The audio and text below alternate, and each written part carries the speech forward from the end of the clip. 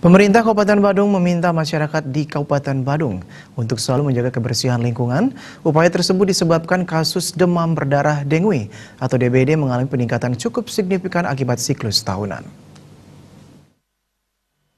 Berdasarkan catatan Dinas Kesehatan Diskes Badung, selama periode Januari hingga Juni 2020, jumlah penderita DBD mencapai angka 2.300 kasus. Dari ribuan kasus ini, 2 diantaranya meninggal dunia.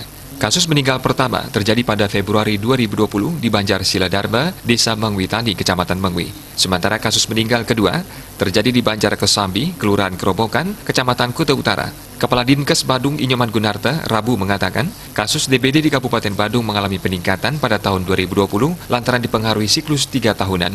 Selama periode Januari hingga Juni 2020, jumlah kasus DBD mencapai 2.300 kasus. Melonjaknya kasus pada tahun ini juga dipengaruhi siklus 3 tahunan dan curah hujan yang cukup tinggi.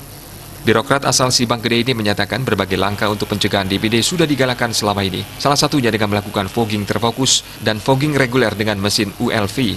Fogging saja tentu tidak cukup. Masyarakat diimbau membantu dalam pencegahan wabah DBD dengan cara melakukan pola hidup sehat di rumah masing-masing dan melakukan 3M, menguras, menutup, dan mengubur. Parwata Bali Pos melaporkan.